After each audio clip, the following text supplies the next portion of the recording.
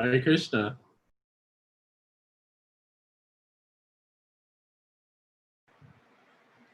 Hey, Hare Krishna. Thanks for hopping on.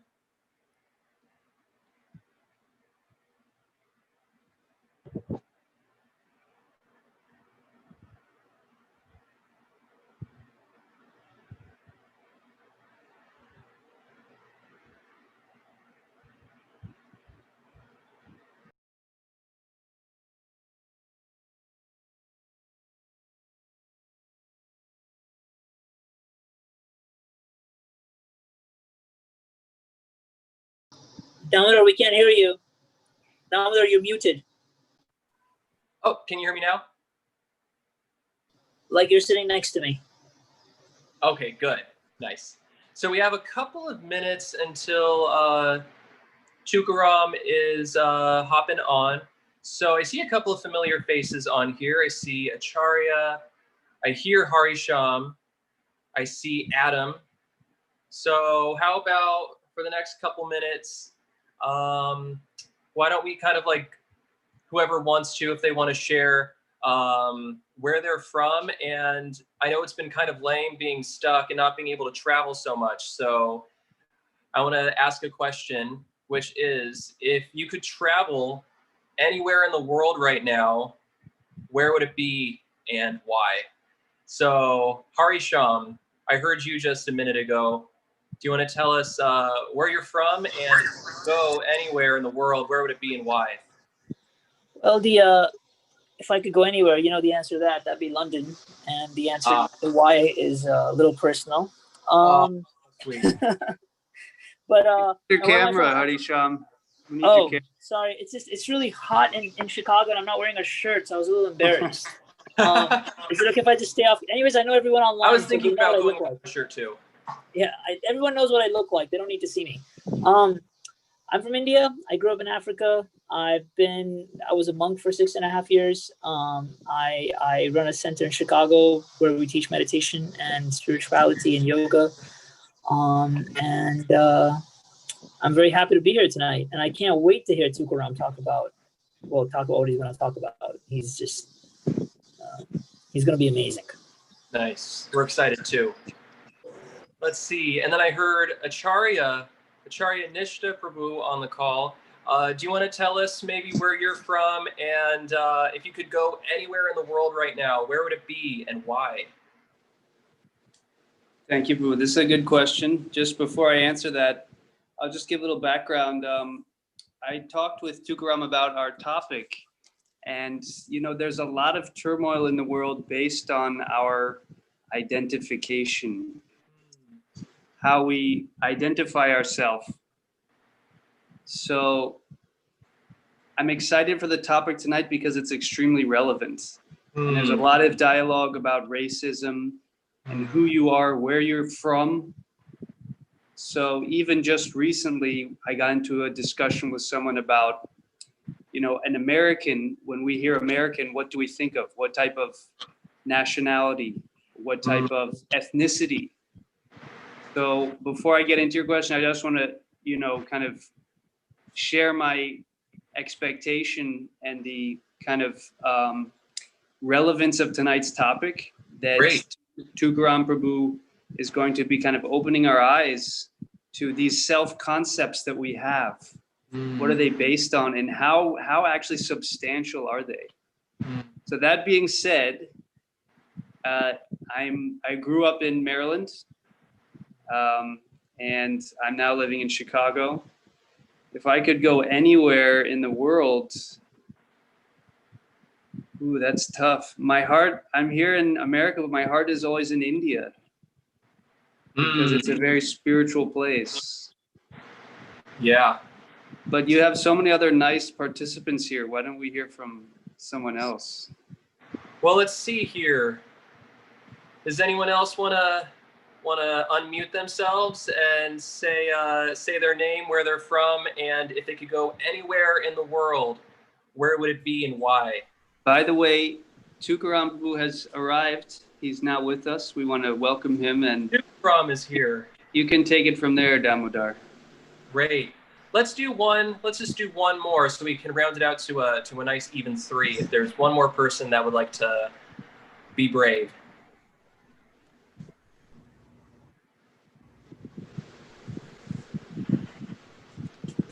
Hi, I'm Karen. I'm from Hawaii. Here. I live on Oahu right now, and what's bumming me out right now, I know that's not the question you asked, but like we're surrounded by water and we're not allowed to go in the beaches right now. So I guess if I could be anywhere, would be here, but being able to go to the beaches. I love that. What a good answer. Thank you, Karen. Thank now it looks like we have Tukaram on the call. Tukaram, Prabhu, long time no talk. How are you? Hey, fancy meeting you here. Good to see you. Likewise. Thank you. Well, before we get started with the amazing talk that we have lined up for tonight, I just wanted to welcome everyone to our monthly installment of Truth Matters, which is a monthly deep dive into the matter of evolving and expanding consciousness based off of some context of ancient yoga wisdom. So tonight's specific installment is by our guest Tukaram Das, who is a community leader in Southern California. He serves at 2 Bhakti yoga centers, one in Laguna Beach, California, and one in Long Beach, California.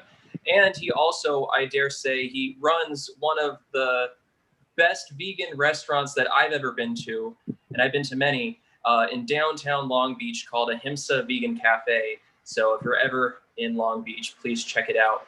And then before we start the talk, as all of you guys, I'm sure this isn't your guys' first time on Zoom, so feel free to keep the noise on mute, just there's no background noise.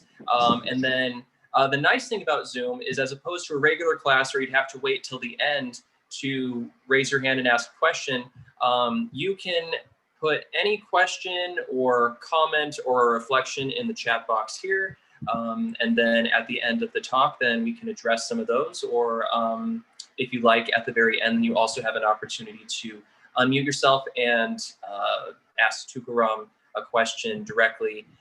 And then if you're watching on YouTube live as well, welcome. We're happy to have you here as well from YouTube. And you can type your questions into the comment section, and we'll read those off at the end as well. But without any further ado, Tukaram Prabhu, please welcome. We're happy to have you here. Thank you, Damodar. Thank you. And thank you guys all for logging on. I came up with this idea for a class when Acharya and I were throwing stuff around a few days ago. I don't know how long I'm speaking for. How long am I speaking for?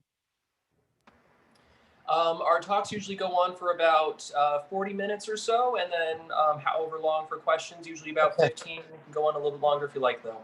We can do that, no problem. I've noticed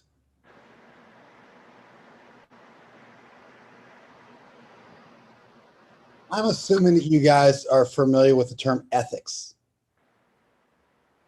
And I'm guessing most of you are also familiar with the term moral theory. Maybe some of you guys are familiar with the term aesthetics. But I'm not going to assume a whole lot. I'll maybe start from the beginning a little bit. It might be a little school teacher-esque, but I think there's a little value in defining a few terms at the outset.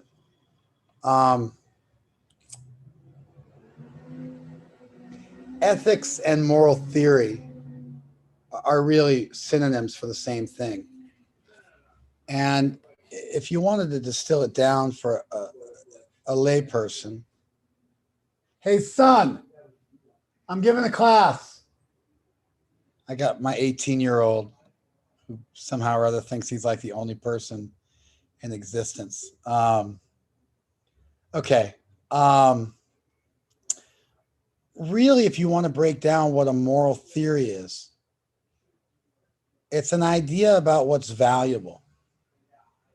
It's really a systematic attempt to place value on something. So moral theories determine what you should do. They're ways of trying to arrive at what is right, what is proper, how you should behave, what you should do. Aesthetics is concerned with what's beautiful. Sometimes what's good, but more often what's beautiful. And so aesthetics is the formal study of trying to figure out what's beautiful. Ethics, hang on one second.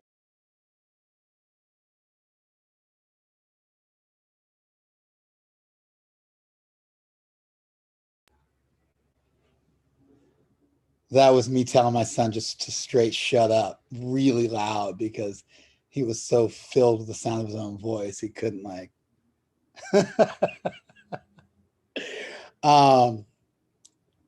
Okay. So whether you're dealing with aesthetics, what's beautiful, to some extent, what's good, or whether you're dealing with ethics, again, what's good, but more what should I do? What's right? In either one of these pursuits, what you're really trying to determine is what has value, what's worth pursuing, what's worth investing your time and energy in. And although most of us aren't formally trained in moral theory, we're not formally trained in aesthetics, all of us really have a black belt in trying to determine what's valuable. And we use this every day in our lives. And we try to figure out what we should be doing, what's valuable, what's worth pursuing. I mean, even when you advertise, you try to convince people of the value of what you're offering. When you're exploring a new relationship with somebody, you're trying to impress upon them that you have some value to them, and you're trying to determine where that person has some value to you. All of us, if not formally, we all have a functional black belt in the art and science of determining value. And in fact, this confluence of where aesthetics and ethical theories, where they meet, there's actually a name for it. It's called axiology. Axiology. It's where you get the word axiom from. We're familiar with axioms in the sense of when you have a given, let's say in a geometry proof or something like that, and you use the known, the given, to figure out an unknown quantity. In philosophy, you also use axioms in the same way. Axioms can either be premises which have been long established, which you can use to solve issues. For instance, if you know that all men are mortal, and you know that Socrates is a man, then based on that major and minor premise, all men are mortal. All men are mortal, and Socrates is a man. And so you can take out the common idea, just like in algebra, men, and you're left with Socrates is mortal. And so those are axioms. Those are premises of an argument. You can also adopt a premise. You're not sure if it's true or not, but you can work with it and you can accept it as axiomatic and begin with it. You know, like in the Constitution, the framers of the Constitution, they said that we hold these truths to be self-evident, that all men are created equally and are endowed by their creator with certain inalienable rights. They don't bother giving evidence. They just accept that as an axiom and they proceed from it. Of course, it's I mean, women weren't given the right to vote until 100 years ago. So although everybody was created equally, somehow women didn't get to participate in the political process. And then black people weren't humans. We had chattel slavery, which means that you could treat a slave like a piece of furniture. You cut off their arms and legs.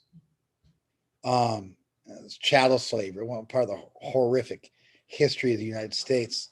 But then, because they said all people were created equally, it helped get the southern states, because they counted the slaves for determining the representatives in Congress. And so, because that was based on your population. So they had to start to value the slaves at 3/5 of a person, because they didn't want to give the southern states an advantage, because when they included all the slaves they had, it gave the southern states too much representation. They started to control the House of Representatives. I don't want to tangent too far, but at least in, the framers, despite the fact that they didn't really live up to the hype, they came up with a pretty good idea. They were working from a book called The Rights of Man, which was written almost a century prior in England. That itself was based on the Republic by Plato. And so you've got this history of people trying to figure out, how should we value people? What rights should be protected? Life and liberty, they're the golden virtues. Everybody gets life and liberty. Your pursuit of happiness is more conditional.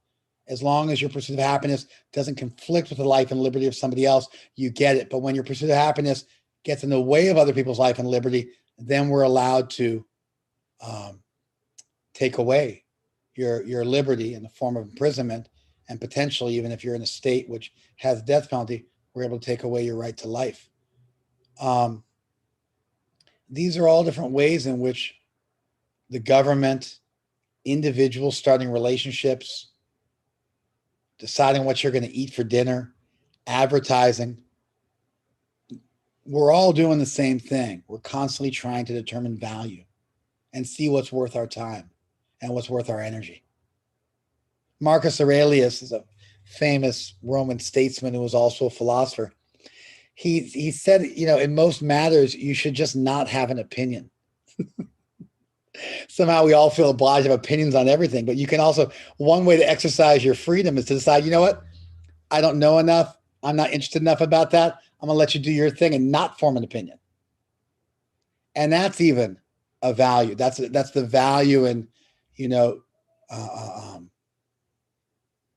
not doing something, in not taking a stance. In parliamentary procedure, you can abstain from voting. That itself is something people do. They don't believe in one way or the other, and they want to take a position. They're going to abstain from something.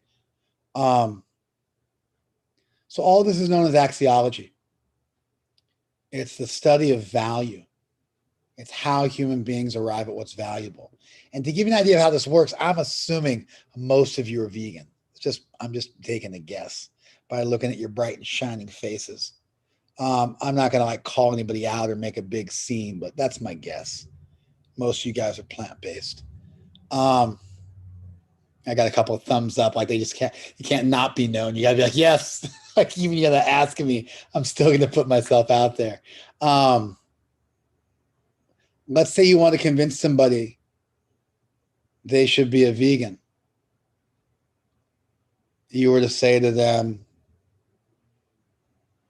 you treat your dog well. How do you arbitrarily take an animal with the exact same ability to feel pain, the same ability to feel pain that you have, and then suspend those rights by euphemistically reclassifying them as a commodity? You're a hypocrite. And the person could say, fantastic. I want to be a hypocrite. That's great. You can say to them, you're poisoning your body. They can say, good, I've been looking for a way to poison my body. Well, you're poisoning the environment for your children. Great, I hate my children. I want to poison the environment for my children.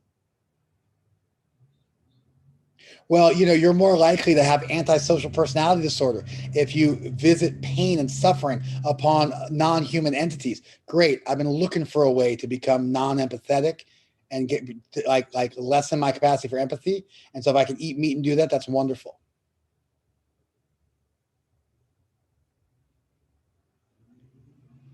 If somebody refuses to agree to any axiom with you,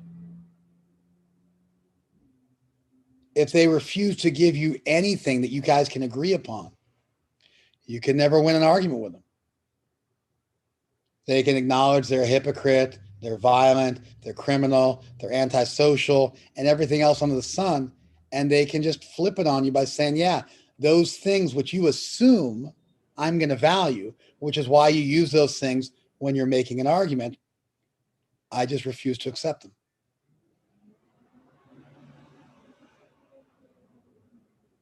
Are arguments meant to be won? I don't know. Let's take away the word won. Do you ever want to persuade anybody from it to do anything? Sure. I've been with people who are intoxicated trying to run out in the street and hurt themselves, and I try to persuade them not to do so. I deal with my children. I have 6 children. My wife and I have been married 22 years. I try to persuade my children every day. Sometimes, like in this age of social justice warriors, we like to embrace a really unworkable philosophy that you shouldn't try to convince anybody of anything, but it's just plainly not true. Look at your life and you'll realize you violate that principle every single day, multiple times. Whether you're trying to win an argument or persuade somebody or share your opinion or help somebody or give them a leg up or share with people who are receptive, we're trying to convince people of things all day long. What restaurants you're going to go to, what fidelity means in a relationship. I see you, John. Let me see your face. Put your hand. Oh, there you are. I see you. I got you. Let me rant for another minute, and then I'll give you the mic, and you can speak your piece. Otherwise, if I got to read it while I'm trying to speak it, it messes me up. So just let me rant for another few seconds, and I'll turn the mic over to you and your bright and shining face. It used to be in the world that everybody understood that learning how to speak publicly, convince other people, formulate a coherent argument, which is a way of saying a reasonable logical thought process, that these things were valuable. So people studied debate, they studied rhetoric. Nowadays, it's largely become a lost art. We all have to do it every day, but people generally lack formal training in it. When people go like, are you judging me? It's like, if somebody says, are you judging me? They just judged you for judging them. They're just guilty of what they accused you of. Also, if they say, are you judging me? What they're really saying is, I don't agree with the line of demarcation you've drawn, with what should and shouldn't be done. But all of us have some values, and some of us have values we think everybody should follow. For instance, I think all of us will agree that murder is wrong or that rape is wrong. You may find yourself in a situation where you lack the power to force someone to follow the rules which are obvious and self-evident to you, in which case you need to learn how to argue with them or persuade them. We could call that winning an argument, we call it judging, or we call it sharing, or we call it convincing. In any case, if we get around those semantics, we're a group of people in the world, and everybody is trying to convince somebody of something almost every day. To acknowledge that and follow like some standard that you can share with people so they can see your math is, I think, to become a little wiser and a little more objective. That way you have to get in the ring with somebody, they get in the ring, you share your ideas, you create a platform for them to share theirs. You can't be a hypocrite and just say might equals right or divine command theory because my book says so. And you have to actually go through the pain of reasoning together. And I think there's incredible value in that. All right, that's me ranting enough. You jump in, John. I set that framework where I'm almost obliged to give you a space to speak your piece. So let's hear it. Yeah, so I think I didn't necessarily want to feel like I was interrupting or really had anything that I felt was super important to say, but kind of wanted to lay out the idea of a moral baseline and see maybe what you think about this, So the idea of I suffer an injury, right? So say objectively, I just exist on this plane of existence. I have no idea of, nature versus nurture. I don't, I'm just born and I just exist, right? But I feel pain and I experience suffering. And there's an animal existing on this same plane of existence. And so if I injure this animal, I see that we both, the blood that we bleed, suffering this injury, they have this reaction, this aversion to pain. We both because I know what it feels like when I bleed. So then I know what it feels like when they bleed. So it's just even like having no bias about some of these things. I feel like the whole idea of like not my body, not my life, not my choice is like self-evident and almost is like transcends all planes of existence. So does that make sense? I had you up until you said, not my body, not my life, not my choice. At that point, you lost, and I couldn't see the connection between everything you said previously and that. Could you explain that for me, just so I can better understand? Yeah, so like thinking about something like veganism, for example, right? It's almost like the concept of a moral baseline. People say like morality doesn't exist or there's no basis for morality. But I almost feel as though the way consciousness chooses to express itself is in such a way that the basis for morality is consciousness. Well, thank you. I think I've understood you a little better. You can correct me if I missed it, but I'm going to run with it as if I understood you, and then we'll see how far I get. If you were to say that you were born with an injury and you feel pain because you have C neuron receptors and you see animals which also have the same pain receptors, and you see that they react to pain the same way you do, and therefore you conclude that in the same way that you don't want to feel pain, therefore they shouldn't feel pain. That's called the categorical imperative. Immanuel Kant formalized that. It's basically do unto others as you have them do unto you. And so certainly a lot of smart people from the Bible up until today. I mean, when Jesus said, my father had 10 commandments, I only have 2. His 2 commandments were love God with your whole heart and love your neighbors yourself, which is sort of a primitive version of the much more formal categorical imperative. So certainly like a lot of smart people for a long time have been throwing that one out there. My restaurant, by the way, is called Ahimsa, which is based on the same principle of not causing pain to others. So you're in like a long line of people who've come to similar conclusions.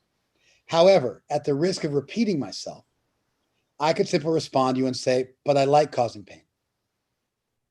Then you could say to me, but you don't like it when pain is caused to you. And I could say, I don't give a shit.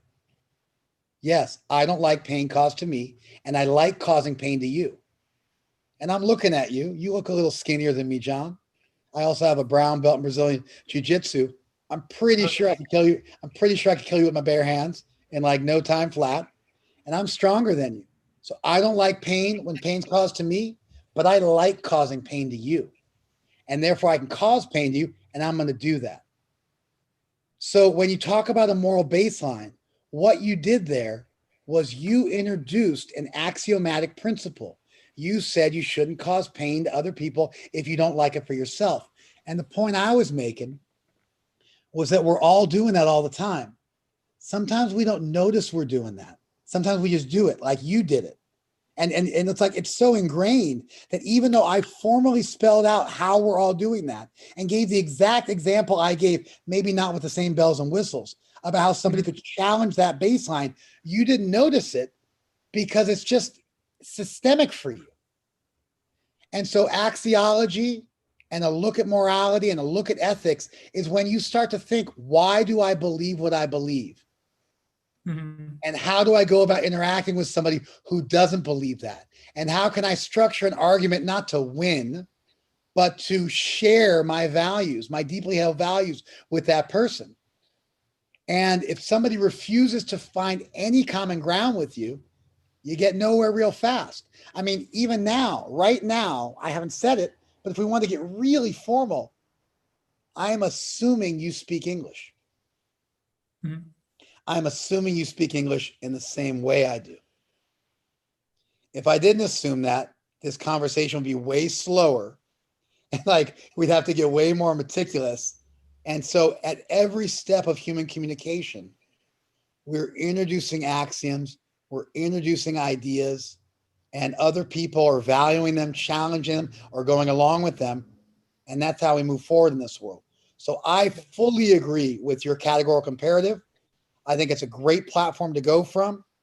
I've got my kind of my own sexed up version of that I use when I argue for veganism from a secular point of view. And so I'm like fully on the same page with you. Yeah, But yeah, for the purpose of this discussion, I was trying to point out this automatic and necessary thing that we're all doing at all times. And we're engaging really in, even if we don't know it, even if we never heard that term before, if we don't know like the formal framework.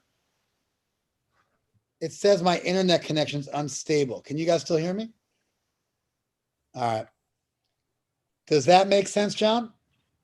yeah. It does. I think I tuned in a little bit late. All good, man. All good. Yeah, when you mentioned the aspect of jujitsu, it's funny because I thought of fight or flight, and I was like, I'm actually an endurance athlete, which I think explains why I'm so skinny. You know what I mean?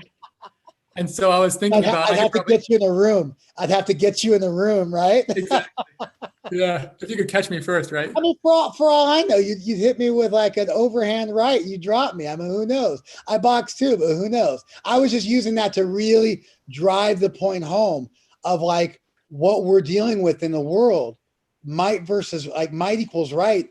People do that. It goes down to that level. And so we're always trying to avoid getting to that level with people. And therefore rhetoric, therefore axiology, therefore moral theory, and therefore ethics has a lot of value. Okay.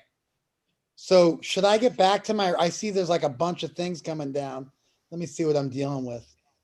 Transitioning, vegan for life, plant-based, woohoo. I've been vegan for 30 years.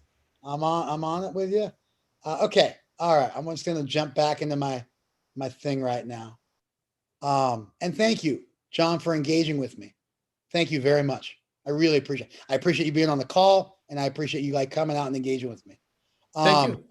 Thank you, man. Okay. So now that I've explained a little bit about like introducing value systems and ideas, I wanted to throw down a little bit of what I want to talk about today. And that is that it used to be not too long ago, it used to be that people were judged for who they were. And a person's word was their bond. And people gave the word, like, like for instance, in samurai culture, they never made promises. Because if you said something, you were making a promise to doing it. They valued their word. It used to be that people would conduct business based on a handshake.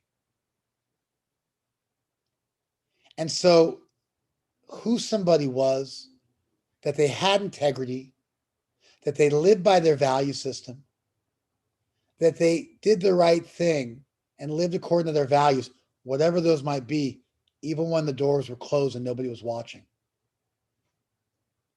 That used to very much be spoken about poetically. It used to be written about. It used to show up in modern media at the time. That time it would have been newspapers and even a little bit on television. But people judged somebody by who they were. And I think there's a lot of value in that. That got switched in the Industrial Revolution. And even before that, but it really took a hit in the Industrial Revolution. And people start getting judged by what they have.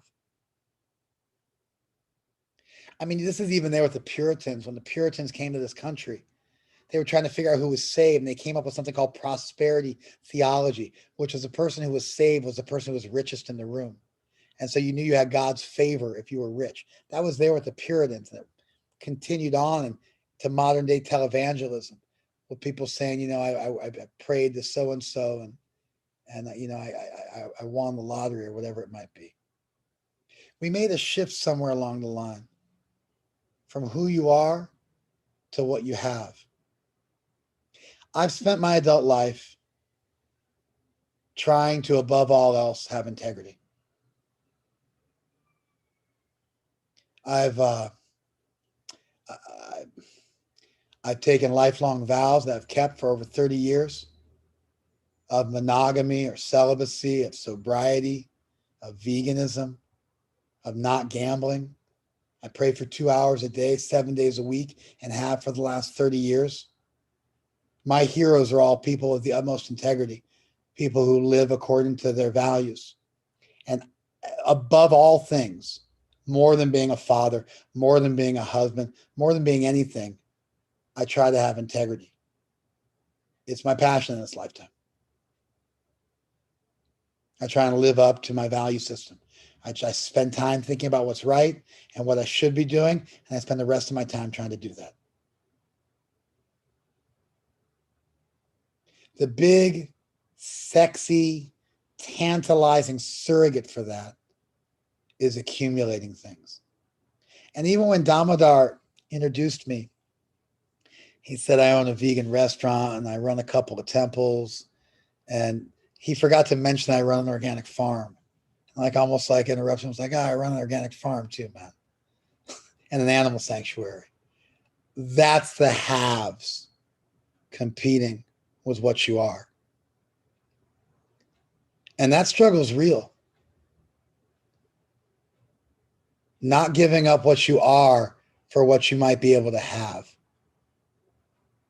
I mean, this is the core of what's known popularly as codependency, which is when you have a relationship which makes you behave in ways which go against who you consider yourself to be, self-conflicting behaviors. You give up your sense of self for someone else's validation.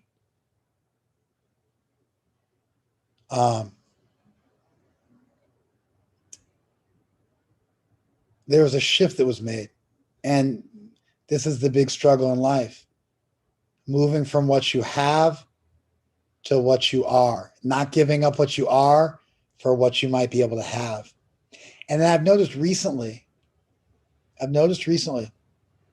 in the last 10 years, 15, things have moved from what you have to how you appear.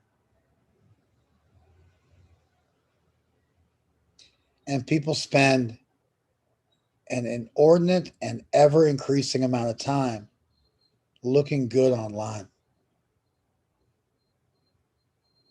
photographing their life, and making a big ruckus about it online. And so we've moved from who you are to what you have to how you appear. I don't like the example, but I can't think of a different one. It's like all hat, no cattle. You got a big 10-gallon hat, but you're not a rancher.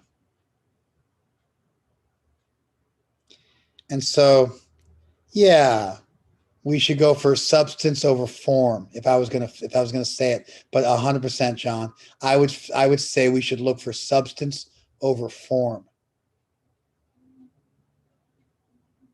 And now we got to look for substance over the appearance of form. Form is what you have. The appearance of form is what things have like devolved to. And so I think there's value in talking about and thinking about this. And really, I'm introducing an ethical theory, an idea. What you are is important. Somebody can challenge. I go, I don't care what I am. All I care about is how I appear. That's why I spent all this time. I wanted to acknowledge that what I'm really doing is I'm introducing what John called a baseline, an idea, an axiom. But I don't think it's a rough sell. Just like I don't think we hold these truths to be self-evident, that all men are created equal is a tough sell. It's a powerful idea. There's something called foundationalism philosophy, where you look for ideas that are self-evident, that are incorrigible. A version of that is cogito ergo sum. I think, therefore I am. If you wonder whether you exist and you're doubting whether you exist, guess what? In order to doubt whether you exist, you got to think. In order to think, you got to exist. And so you answered your question. What you are is what's important. It's always more important than what you have. You can go ahead and chase the mirage or the rainbow or the pot at the end of the rainbow or however you want to conceive of it. That's fine. Just don't do so at the expense of who you are. It's not even really about balance. Balance indicates that both things are equally valuable implicitly. like a seesaw or something like that. What it's really about is becoming rigorously attached to who you are. And then you can dabble in the rest of what you have and how you appear. But you don't let those things compromise who you are. You arrive at what your values are. You engage in the process of axiology. What's good, true, and beautiful? What has value? What's worth pursuing? What's worth giving your life to? Who are you? What do you stand for? You answer those questions. You sit with them and you deal with them. The higher questions, the big questions, what life's really about. And once you get those things dialed in, you hold on. You dabble. You play around the material world. But you don't do so in a way that compromises who you are. Nobody ever died and thought like, oh my God, I wish I had less integrity. I wish I was less selfless. I wish I'd spent more time appearing cool. It doesn't work like that. It's like the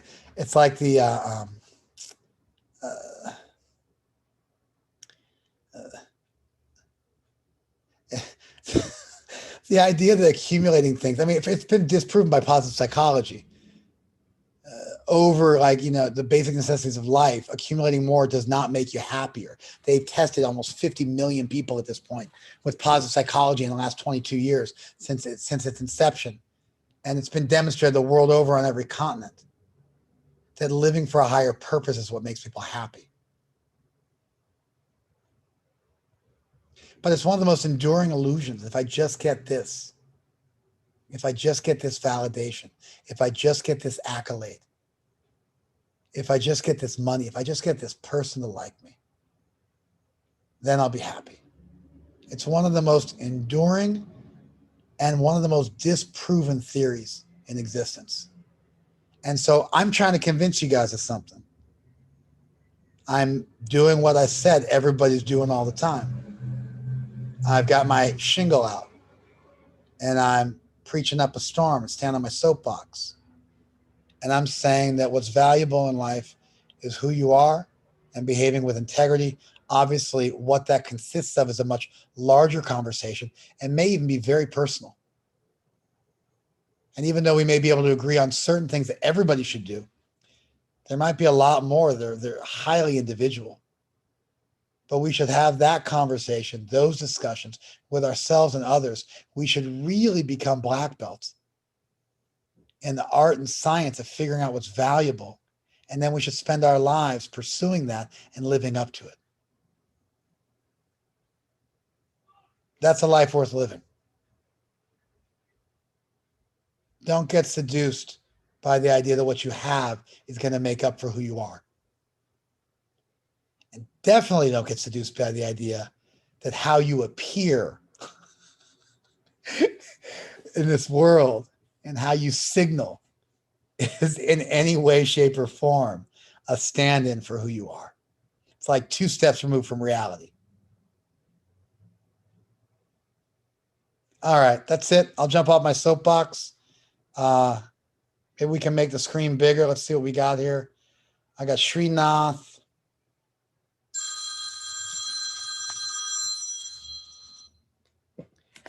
Oh, Srinath says, in my opinion, that's a nice disclaimer. The basic difference between truth and value is that truth stems from applying cognition, while value comes from applying evaluation. Sure, I was really talking about ethics vis-a-vis aesthetics. Ethics is what should you do. And what you should do also comes from evaluating truth. And so in this sense, truth is certainly distinguished from value, in that truth is based on evidence and value is based on interpreting that evidence. Just stop writing for a sec because I'll start scrolling down and I won't be able to resist myself. So just everybody stop writing while I deal with Srinath. He's gonna disappear on my screen in a minute.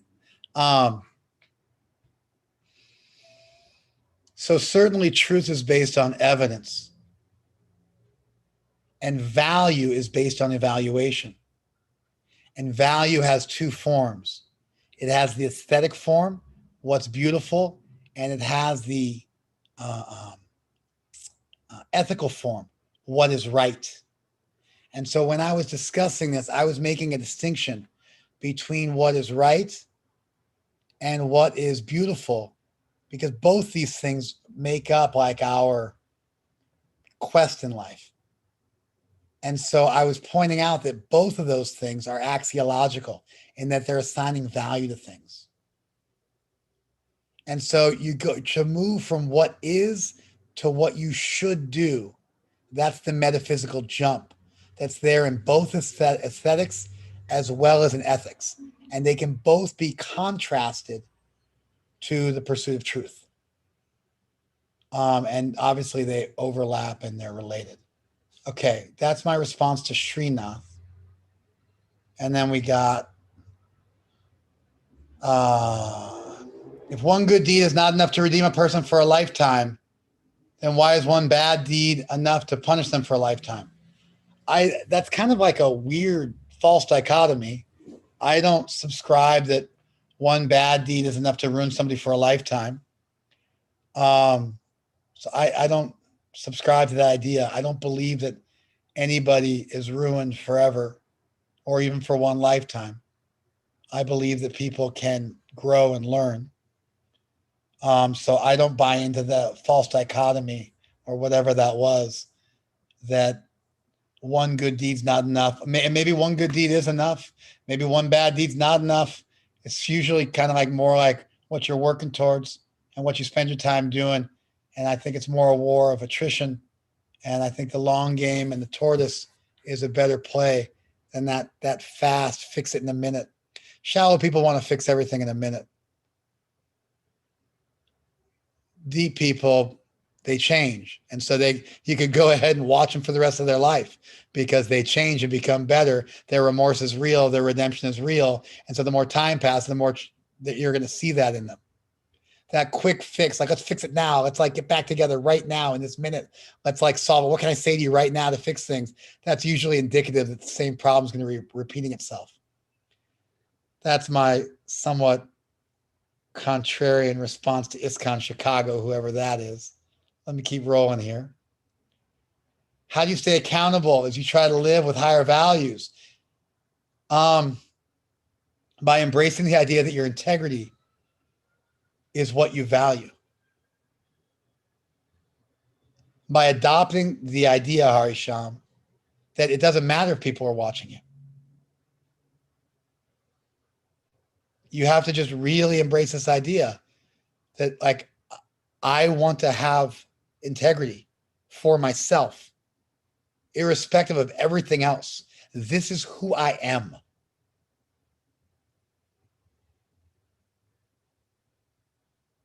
That's what I'm selling today, that idea. And if you embrace that idea, as your life continues, no one needs to watch you because you're watching yourself.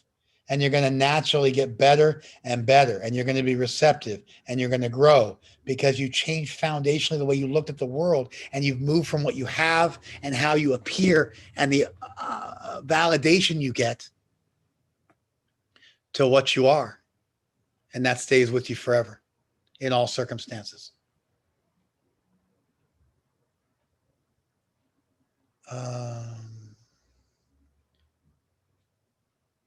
Maria wrote to me privately. And so you're welcome, Maria, if you're still on the call. You wrote to me privately. I'm not going to repeat what you said because it was written privately. But thank you. I'm glad I was able to be of some service to you very much. That makes my whole day worthwhile, that I was able to be of some service to you and help you. And then Neeraj wrote, how do you go about trying to figure out who you are? Yeah, I'm not going to touch that today. Obviously, it's like a glaring omission and a huge gaping hole in my presentation. But I mean, I just met you guys for the first time. You guys gave me like 40 minutes. I wasted like 2/3 of it explaining axiology to you guys. And so that big question of like, how do you figure out what you are is just like way too big. But you know what? Find out what you're good at and find out what you enjoy doing and find out what's good for the world. Draw a Venn diagram and figure out what's good for the world, what you're really good at, and what you love doing. And you find that sweet spot in the middle of that Venn diagram, that's who you are. That's just a real simple answer. We'd have to obviously, we'd have to delve into it more. You want to add in what you can monetize. Now you know what your career is. But I don't like to think that your career is what you are. And so when I'm trying to determine who I am, I don't include monetizing it. Although if you can monetize what you love doing, what you're good at doing, and what's good for the world, that's a nice day, because then you can work 7 days a week and feel like you never went to work a day in your life. And then we got. That sounds kind of like answering an earlier question from Sway, where they asked, how do you balance vanity with self-expression? So I don't know if you have anything to expand on that. It sounds like what you said earlier about what's in line with your values is part of that, but I don't know if there's an expansion on that you have. How do you balance vanity with self-expression? Who asked that question? Can I see everybody's face? How do I fix it? Who asked that question? Hi, can you hear me? That's a great question, Sway. Yeah, I can hear you just fine. I'm going to respond to that. Can I expand on it just a little bit? Because Sure. like, this is something that I've kind of been struggling with. Just small background on me.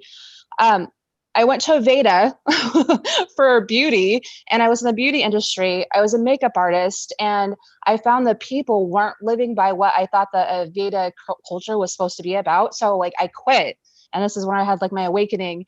And then I stopped doing makeup for a while because I didn't want to feed into the social media, like vanity and the selfies and all of that. But it's like what I love. Like I love doing makeup. Like I love creating like transformation, like looks, like not just like beauty makeup, but just like artistic makeup and that type of thing. So now like I've been like making healing videos for like people who follow me, and I've been doing more art, but I really do want to get into makeup, but I don't want to put out there that you need to put all this crap on your face to be beautiful, because I know now that beauty, natural beauty, comes from within, and from, having, a integrity and having all these things. But I still am great at makeup, and I still love to create. And so now I'm like, what do I do with that? Does that make sense? Like, I don't know how to fuse the two together without like compromising some type of integrity in there, or is it even compromising? I fully heard you. And Karen's going to jump in just a second. But before we do that, AC, Acharya, what are we doing here? It's like we've been going for X amount of time. You want me to keep going? Do we call it a day? Keep going. All right. Please keep going. And then anyone that needs to hop off for any reason, please feel free to. But we'd love if you'd stay on for more of this talk. And we'll wrap it in the next 5 to 8 minutes. But I heard everything you said, Sway, and I'm really glad you chimed in, because you gave me a lot more color. You filled a lot in. So thank you for that. Who's Karen? Karen K. Okay, Karen, jump in. Oh, wait, I thought you were. Follow up after Sway. You want to jump in after Sway, right? Yeah, well, no, after you answer her question. Okay, you got it. Okay, I followed that. And just as far as ISKCON Chicago, if I associate with somebody evil, but I'm not evil, am I evil by association? I don't believe in evil. Srinath, you're one of our devotees. You don't believe in evil either. There's no word in the Sanskrit language for evil. Evil in English is an intrinsic, malevolent quality. But our worldview is that all souls are ultimately pure. And we can be ignorant or make mistakes, but we never become fundamentally corrupt. So there we go. I'm just going to throw that. I don't know, John. I'm not even going to touch that one. The non-duality one, I don't want to go there, because like we're going to have a long conversation, which will be great, but I won't get to the rest of them. So I appreciate that. But yeah, we don't believe in evil. Now, if you associate with somebody who's like really low class and they're like living a terrible life, is that going to affect you? Of course it's going to affect you. We're all preaching. Either they're going to drag you down or you're going to pull them up. That's just the way it works. Everybody's yanking on everybody. So if you're hanging out with somebody and they're dragging you down, you need to rethink that. Maybe get yourself strong when you're not with them so you can help pull them up. Maybe cut ties. But I can't give a generic answer to that because it's a very context dependent question. Now back to sway. Back to sway. I'm married. I've been with my wife since she was 16 years old, and she's now 38. But she's like crazy good looking. My wife is really, really sexy and beautiful. And my kids are all super good looking too. Like ridiculously good looking. Like I could like send you a photo and be like full vanity. But my wife's also a fashion designer. And she's doing like photo shoots like every week.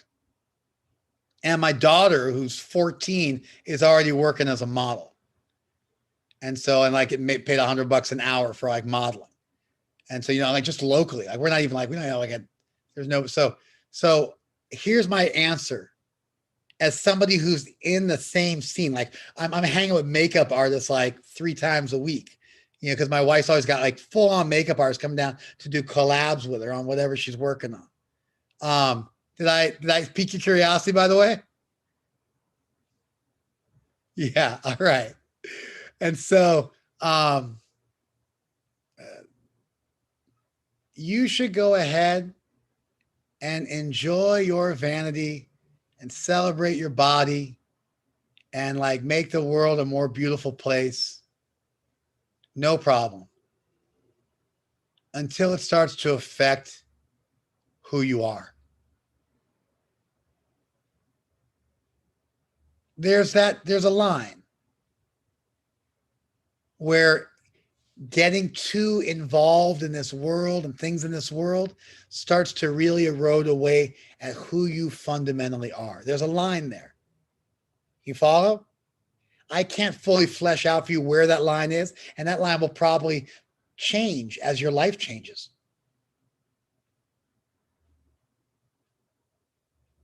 But you're young, and how old are you? You're 40? 40. Good on you. Look at you. All right. I'm probably the oldest on this chat group, like the other, like the participants. Like I always think that I'm like, am I the oldest one here? You're not older than me. I'm 48. You're not older than me. It's funny, like my husband, we've been together since I was 17, and we've been married. We have 2 kids, one's 15, one's 13. Only 2 years? So yeah. so we've been together for like over 20 years, Listen, man, I'm just being straight with you. Enjoy your body. Go to little Botox if you want to. Do your thing. Get crazy sexy. Work on your abs. Wear heels. Wear makeup. Do your thing. Create beauty. Make money doing it. Make the world a better place. But when it gets degrading and when it starts to erode away at who you are, then don't do it. And that line of demarcation, it may be different for different people. But there's a line there somewhere where it starts to really affect who you are. And you start to become really materialistic. And you start to just care about what you have. And you start to care about how you look. And you start to get obsessed with it. And at that point, you got to dial it back. I'll give you an example. I was a celibate monk for 9 years. I lived in India and I was a celibate monk for 9 years. During those 9 years, practically speaking, for all intents and purposes, I never once looked a woman in the face. I kind of glanced up around their forehead or in their vicinity, but I didn't actually look at them in the eyes. I was a good monk. I never fell down. I didn't masturbate. I got nothing illicit. I was a full-blown good Buddhist celibate monk. I was a Hare Krishna version, but that's what I was.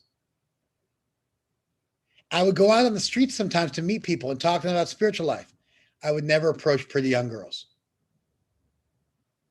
Not because there's something wrong with pretty young girls, Not because they also didn't deserve to like talk to people, but just I joined the priesthood when I was 17. I just wasn't set up to have extensive contact with women and not get swayed. I had a game plan. I knew what I needed to do. And so I had certain limitations I had to place on myself. You follow? Now I'm older. My testosterone is on the decline. I've been married 22 years. My wife was the first woman I was ever with. I was the first guy she was ever with. We're happy. We got a big family. Now, like I look at girls and it's like, I just think of them as like my daughter or something like that. It's not as big of a deal. And so now I can counsel girls and it's not that big of a deal. But when I was a kid, it was tough. So I had to draw a line in a certain place to be honest with where I was at and what I could handle. So you go ahead and enjoy this world and enjoy your beauty and make other people beautiful and get into it and have a good time and be spiritual.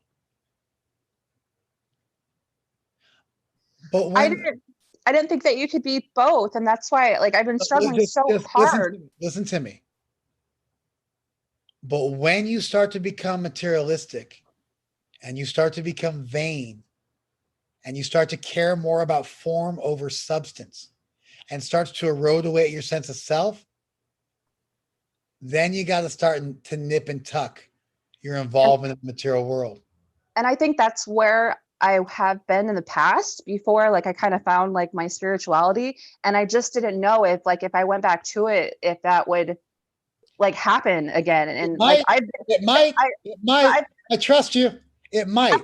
I trust you. Yeah. Well, I've been doing makeup again, and I feel different this time. Instead of like when I do it, I actually feel happy and I feel like light and I feel like creative and all these things. But before, when I would do it, I would be more judgmental and more like, oh, is this, as good as the other person? Or do I look right in this picture? But now I'm like, there's the answer to your question. Just like me, at a certain point in my life, I had to step away from it. I had to step away from hanging out with women. At a certain point in your life, you had to step away from the makeup industry. And now you've gone back to it and you've grown up a little bit and you've stopped trying to keep up with the Joneses, and you can do it and have it be a nice part of your life and something you can monetize, which isn't deleterious for you. There you go. There's the proof. Keep your eyes open. Keep your eye on the prize, which is self-realization, and smell as many roses as you can along the way. All right. I think we've gone long enough. I think That's perfect. That's a beautiful note to end on. And I like that this last conversation was very apropos to me too, Sway. I also work in the beauty industry as well. So this was a great, very helpful dialogue for me to have too. Tukaram Prabhu, do you have an email or an Instagram, or anyone that maybe we didn't get a chance to answer their questions? Yeah, type it in right now. And if you guys write to me, I will write back. That's how I roll. No, that's me on Instagram. Oh, that says privately. I just sent that up privately to Maria.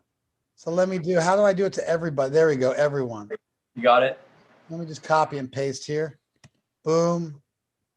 Got it? And there it is. All right. At tukaram.das on Instagram. Thank you so much for being with us today. This was amazing. And for anyone out there that was asking amazing questions like this to our speaker, and if you want to keep that conversation going as well, we actually have book clubs, spiritual book clubs, where you can kind of dive into what we call the journey of self-discovery. So we hold book clubs that we start new ones every so often. So if you're interested in that as well, then I can type that into the chat box as well. You can email us at truth.matters.chicago@gmail.com.